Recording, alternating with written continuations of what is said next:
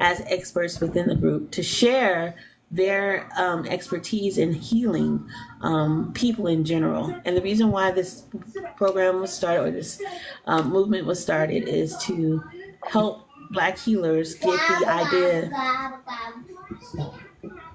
to help Black healers to get the idea of what it is that they need in order to make their business grow and flourish. The market is filled with a lot of our white counterparts, which is cool. But I've received a lot of questions throughout the West Coast stating or asking, hey, where are the Black healers? And because of that, that's the reason why I decided to create this group. Now, over the past couple of years that I've been on TikTok, I've met some amazing people. And one of those amazing people is Miss Crystal at Anointedly Made Herbal Concoctions.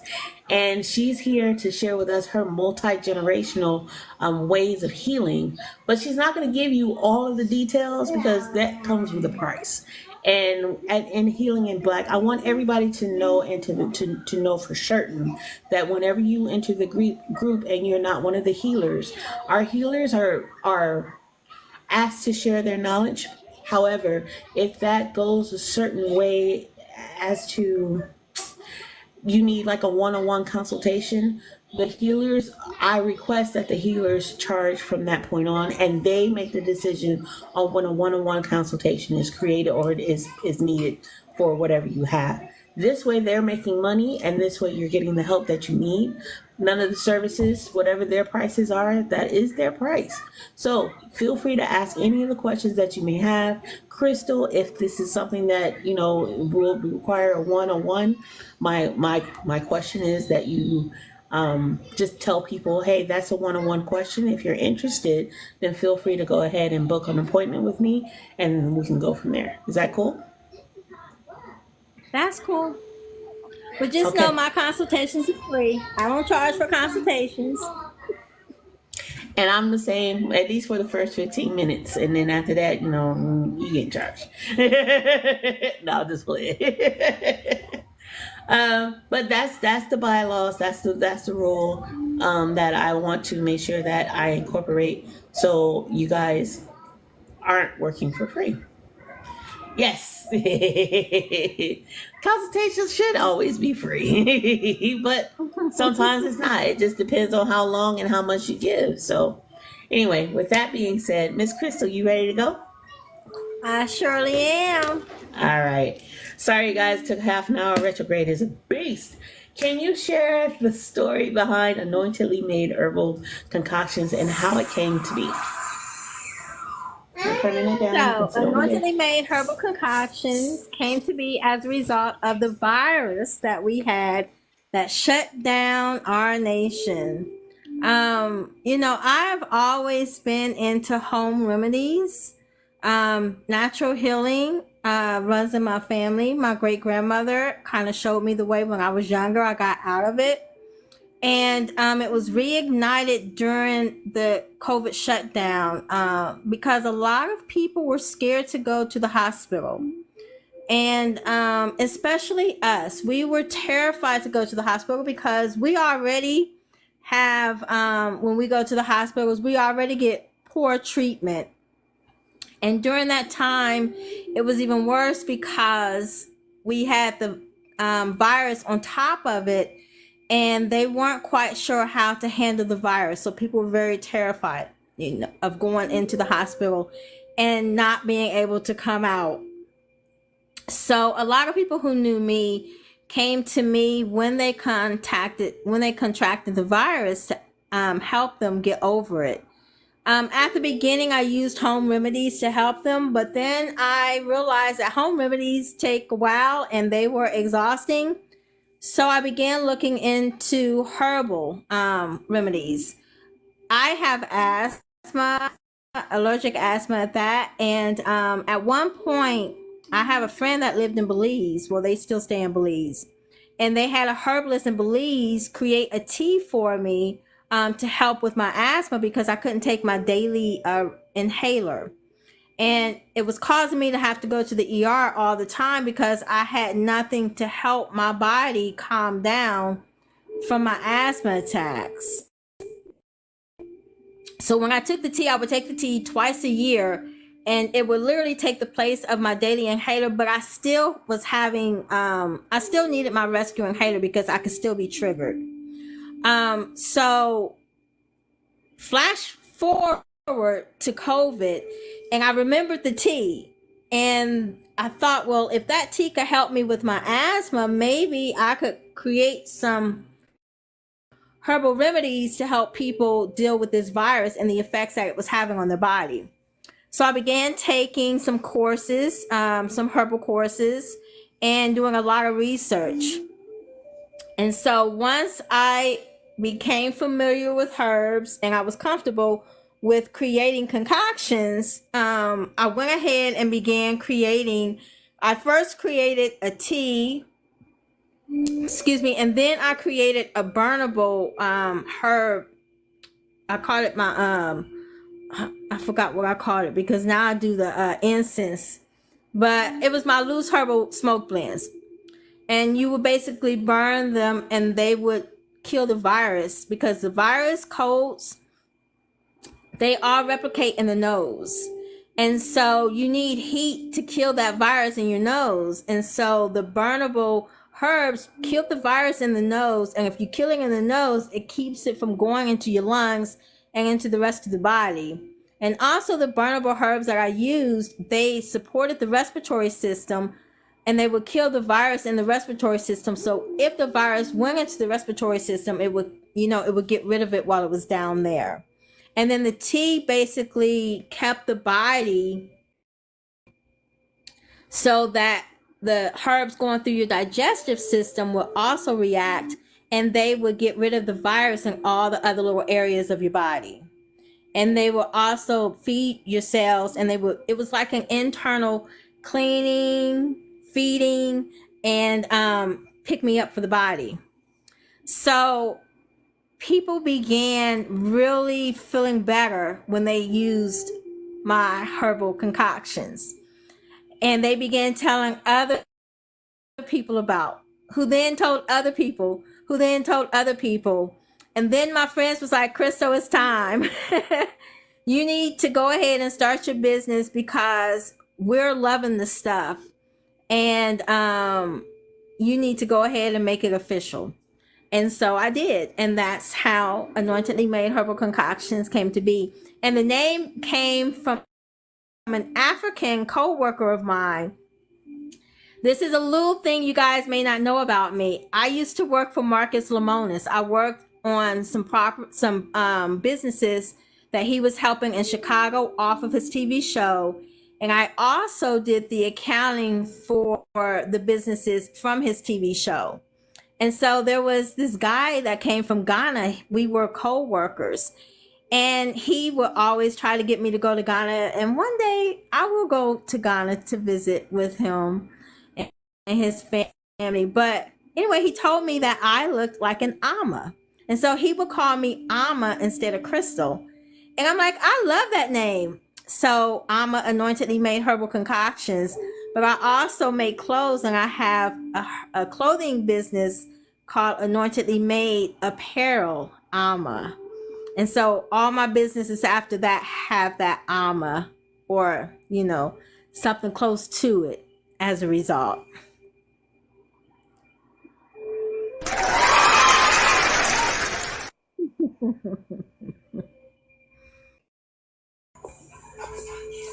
That's really cool. And thank you so much for sharing. That was awesome. So, Alma, can I call you Alma? Oh, no. No. I'm going to call you Crystal. You can call me Alma, but he's the only one that really calls me Alma. I'm just messing with you. I love that. That's a really cool story. Okay, you ready for your next question? Sure. Okay. What inspired you to continue? What inspired you to continue the multi-generation tradition of herbalism in your family? You kind of touched on it, and then you shared how it went. I want you to go a little bit deeper, just a little bit. So during the shutdown, because of the excitement of others with my products, that is what really ignited me to continue. I didn't continue because of me. It was for other people. I saw. Go ahead. Were you gonna say something? Um, Oh. So I thought you and I had talked about a little while ago, a while back, about, was it your grandmother who was an herbalist? my great grandmother was. That's kind of like, But so so. here's the thing. So speaking to my aunt now on my mom, so my great grandmother on my mother's father's side was a natural healer. Now my mother's mother passed away when my mother was really young. So we really don't know too many people on her side of the family, but we're now reconnecting with them, and I found out that natural healing is on my mother's side, my mother's side too. So my mother's mother sister, we speak like almost every day, and she tells me stories of how her grandmother used to heal them, and she tells me all the time that I remind her of her grandmother because the things that I do, she used to do. So she's like, it's funny to see you doing what I grew up with. So I can honestly say that I was going to be a natural healer. And that's been like the now, for those who are coming in, if your family are natural healers, I want you to put like a happy face in the comments. We need you to look. We need your engagement. But what was I gonna say? I've noticed that like that's been the trend between you, Moon, and Kiva, and myself. Like all of us kind of, even though our lives are where they are right now with electronics and things like that, like now how we are today is just the roots are still prevalent, and they're starting to grow up within all of us at this time, which I think is remarkable, because that means that we were connected to our family, and we were connected to the people that came before us. So I love that, and I love that story. Hold on. I gotta do my little fix. I don't have to, but I like them. If I can find them, good night. They keep disappearing. Here we go.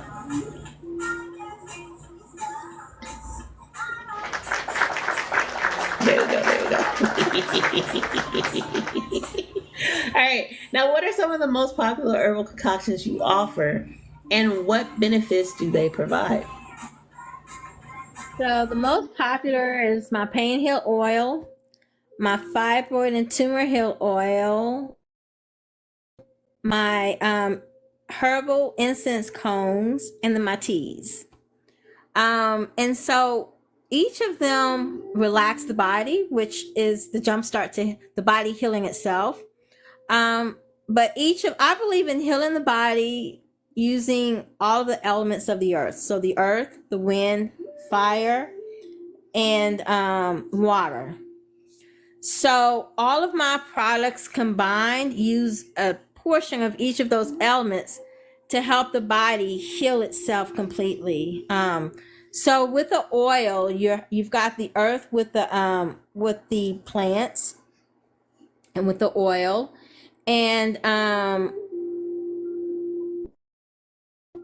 thought you was going to say something. And both oils are targeted to healing pain in the body, removing inflammation, and with the fibroid tumor heal oil, they both remove tumors in the body.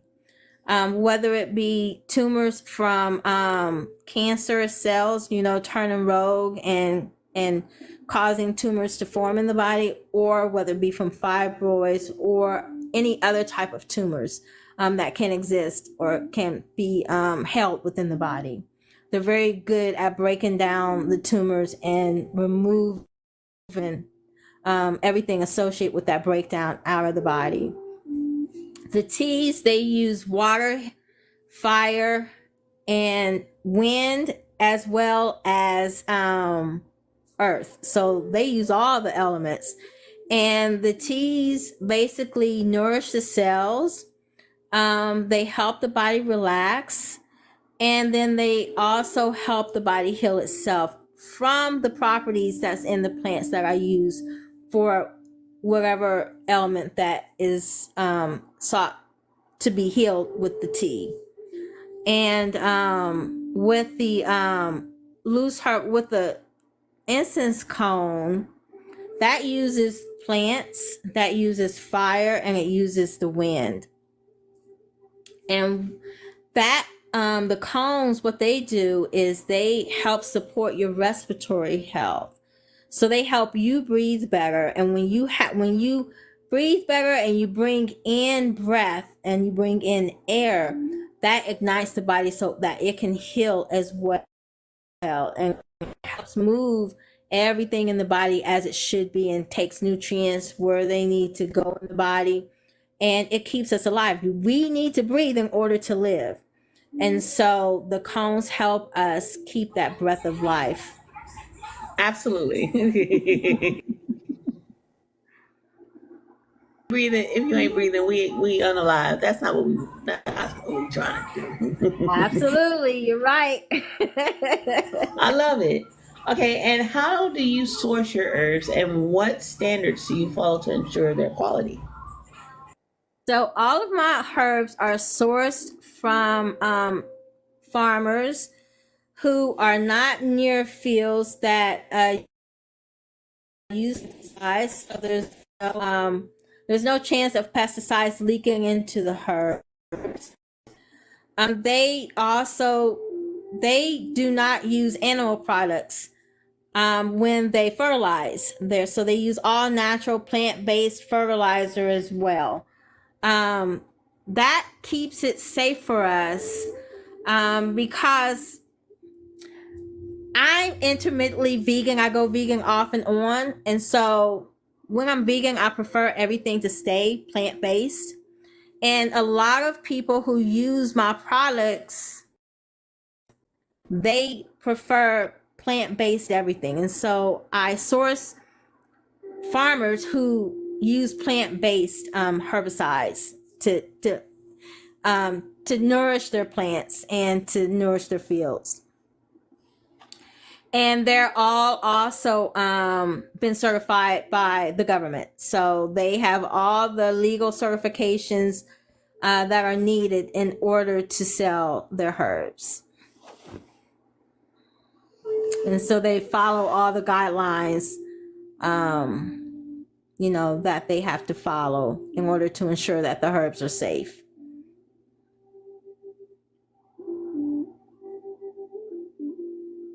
And they're expensive. I can't hear you, Keisha. This is the reason why I said what I said. So whenever you have a question, you guys can feel free to ask her any questions right now. As I said before, and if she answers them, she's gonna answer them. But if it requires a one-on-one, then welcome in, Bernard. If she has a question, if you have a question for her and she can answer it, then she'll answer it. If it requires a one-on-one consultation, she'll say, hey, that's a one-on-one consultation. How are you? Welcome in. He registered to be here, so I wanted to make sure that he was here. You know what I'm saying?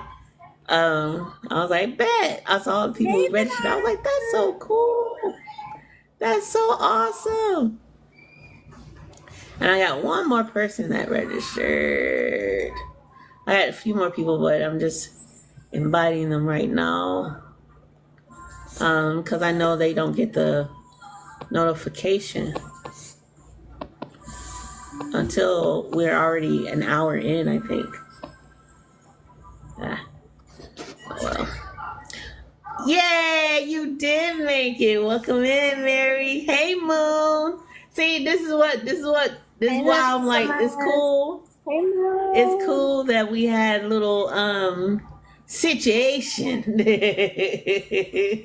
In the beginning, the retrograde was retrograde because our everyday, our group and our new group, and they all come in around this time, which is great. Um, but like I was saying before, this is Crystal. This is where I do my little commercial. You know how I do, girl. Uh, y'all, this is Crystal. She is one of the experts within. Thank you.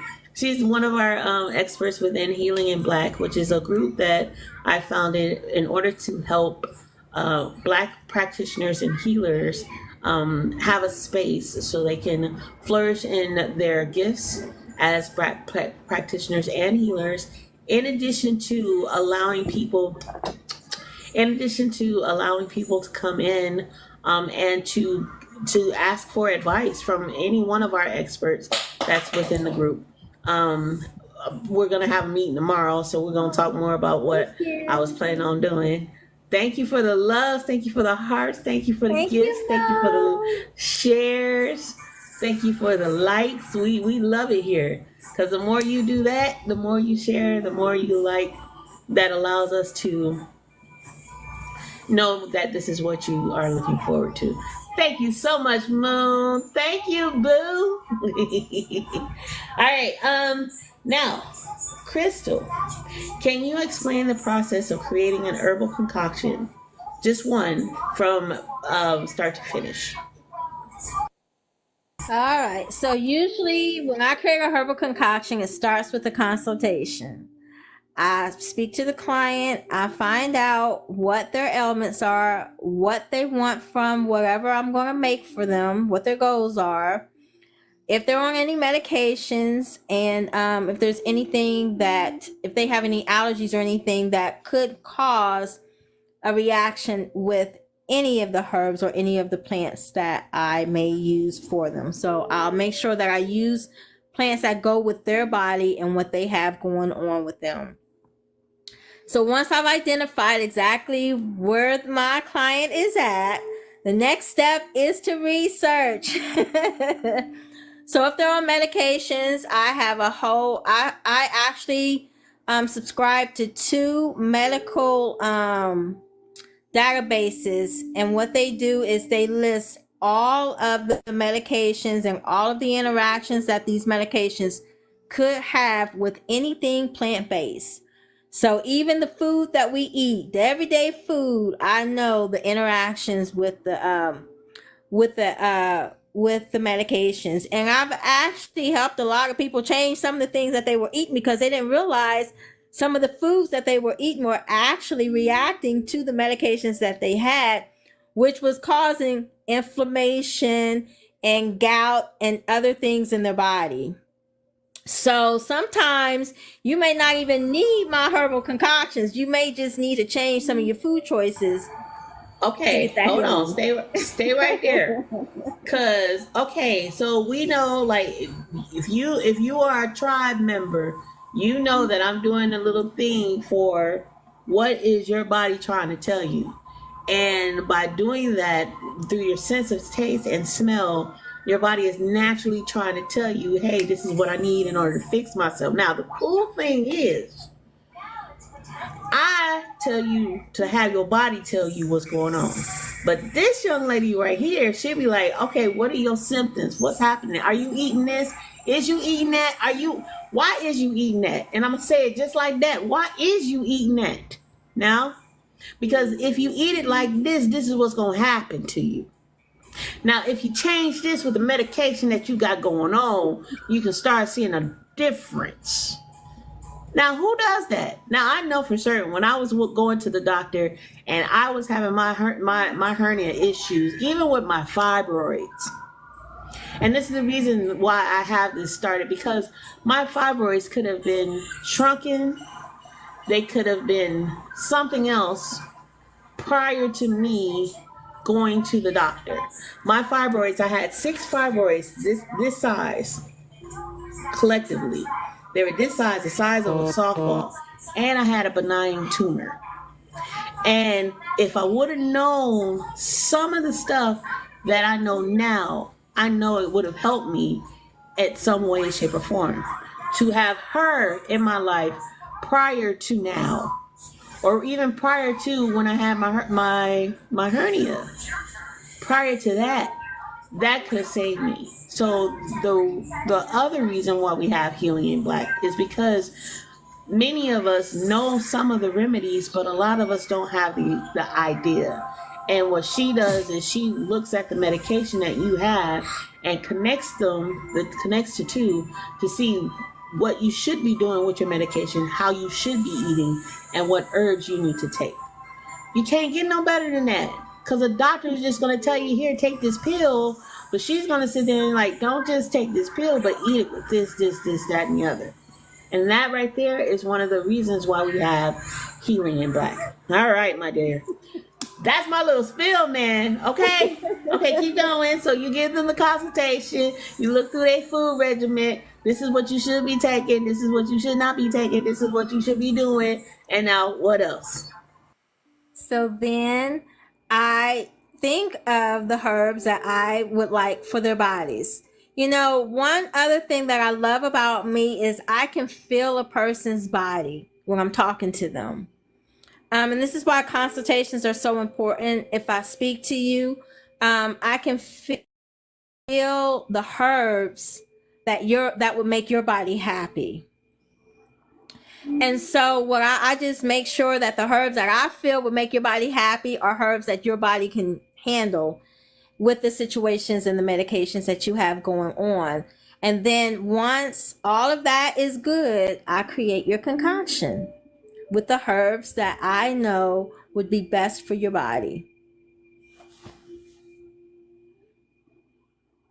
I love it. I love it. And Miss Mary, you already know I'll pop you up in here in a heartbeat, girl.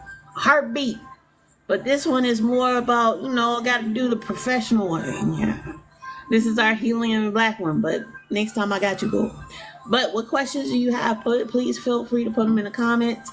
Whatever comments you got, whatever comments you have, please put them in the comments, because I don't want this to just be about me asking her questions, and it's an interview, but it's supposed to be really interactive with everybody. So if y'all have any questions, like, basic questions, what would you suggest? What would you do? Whatever, just put them in the comments. Let's start engaging, because the engaging really does make our algorithm, push us in the algorithm, and or should I say, thank you for the engagement. Yeah, I think that's better. Thank you for the questions. Thank you for the engagements, because it does push us out to the algorithm, to the FYP. All right, so next question, Maria. Because, seizures are, they're in the brain, but there's a malfunction with the communication, and it can come from your nervous system, or it could be something, and the reason why I say it comes from the nervous system is because when you have a seizures, it is a disconnect with it's a disconnect with the communication, and that communication often happens with your nervous system.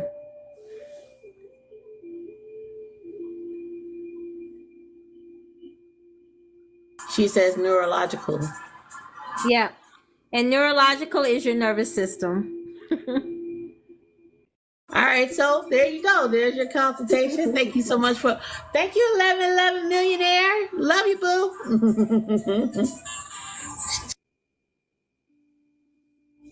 She said it came out of nowhere. So that's not yours. Where are yours from? Love me some us. That's Miss Mary. Hey, Miss Mary. So yours isn't from medication. Is that what you're saying? Yours is from your nervous system? I'm sorry.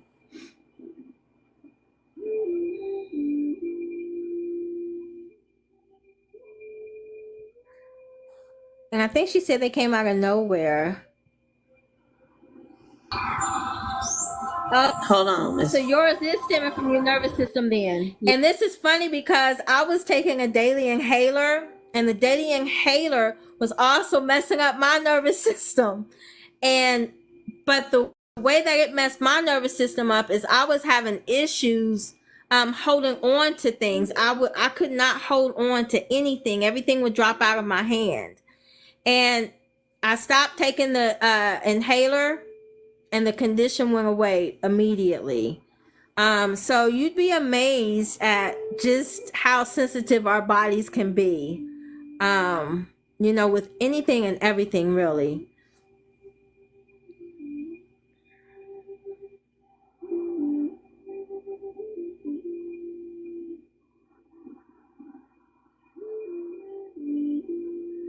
Oh, that's really good. Then yours is just,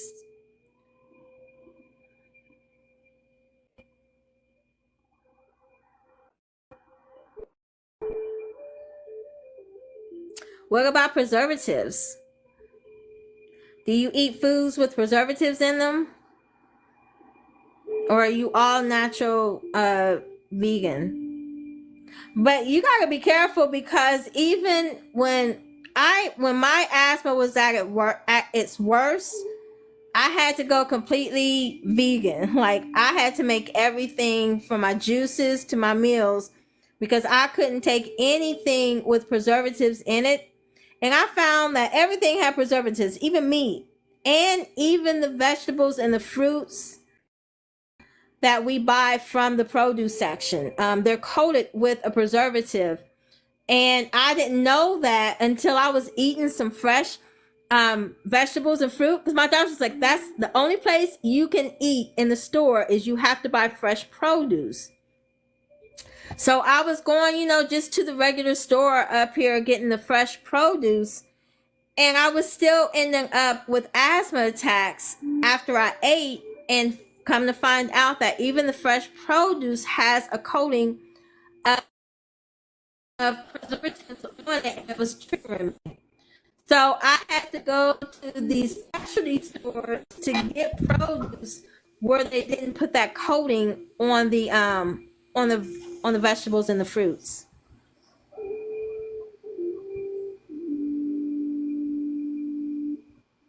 Hey! Be good, Mary. I'm going to be good. Look, this is what I look like with my glasses off. Uh-oh. Look, I had never, ever had a seizure that I know of.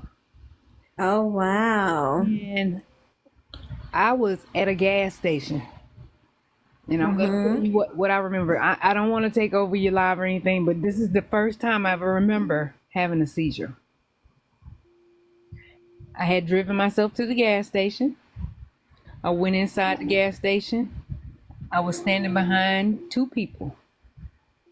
They finished paying for their stuff. And I remember paying. But then I remember I remember walking to the restroom. And I asked for a plastic bag. But before I asked for the plastic bag, what happened is I don't remember anything. After walking past a gentleman with a mop bucket and a mop, I walked past him and I don't remember. Next thing I know, I hear a lady just banging on his door. And I'm thinking to myself, what? Why?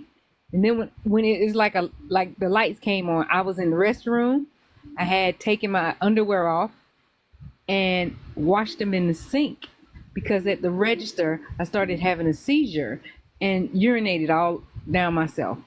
And I asked, they tell them that don't mean nothing. You don't see the stuff we done seen. That was nothing. Okay, so I and I can remember it was when I opened the door, I said, "Can I have a plastic bag?" Now, mind you, at this time, I'm not completely coherent. I am literally half and half. It's like this.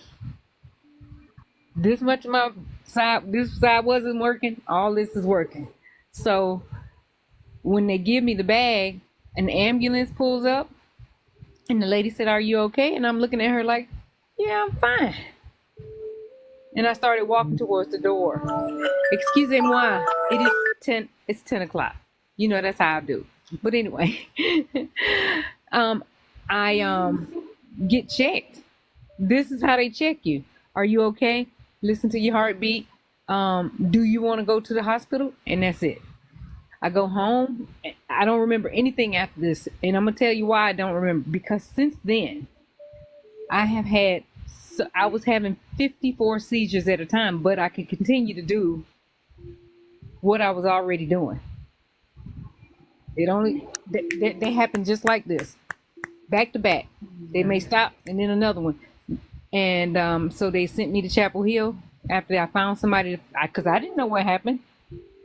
After that, I remember being at home. I had gotten in my car and I drove myself home. And now I don't remember anything after this, because since then I've had 2 brain surgeries. I have a vagus nerve stimulator that, you know, if you don't know what it is, it looks like the thing they put in your chest for hearts. Yeah. It goes all the way up, and they shaved all my hair off, everything. And put this thing in, and it says it's supposed to stop your seizures. They opened That's up. it? That's what it's supposed to be. So, like I said, I was so lifted when I was at the hospital that right before I went into surgery, I said, "Do you have to shave? Can't you just shave part of my hair off, just a little bit?" And then I was out. When I woke up, I don't know. It felt like I had been out for days. I've had so many seizures. In one, it may last, say, 15 minutes, but I have like 54 at a time at that time. Back to back. Your nervous system is hyperactive. Your nervous system is like my allergy response. But the thing about it is, while I'm having the seizures, I can cook an entire meal. Yeah. Don't remember cooking it, clean the dishes, take a shower, and then go lay down, because seizures make you tired. You feel like you've been awake for 6 days because you can't. I've woken up and this part of my face right here was like this. My lip was like this. And the reason, because I had a seizure and I went to bed. Now, one thing I can say is I can't use clove internally, because I wanted to see if it would make you numb. So I took one and I stuck it in my mouth, and it caused me to have a seizure. And I woke up and my eye was black, like I'd been in a fight. And now my seizures, when they do happen, very seldom that I can, have them. I end up biting my lip. And I tell you, the last time that I had one, it was so bad that my tongue had teeth marks in it. And this was, I don't know if I had it right before I went to bed or when I was asleep, but when I woke up, my jaw, it took 2 weeks for my jaw to stop hurting. And like 3 for my tongue to stop hurting. When you go to the hospital, these people don't know what to do. Yep. They don't. I don't want to be on the crying side of TikTok, but I got a 30-year-old son, and he's terrified every day. I'm sorry, y'all.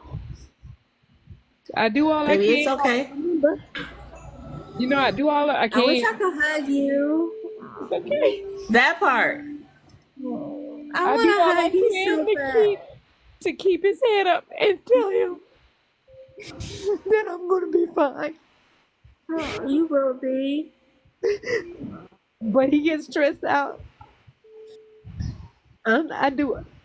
Look, once I found out I had seizures, I changed my entire eating habits.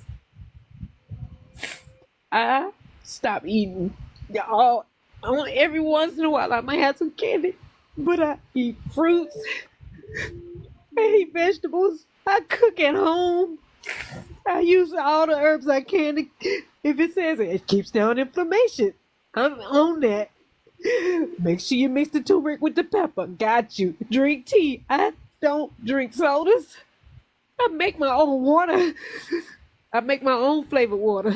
And I use honey so much, and it's so expensive.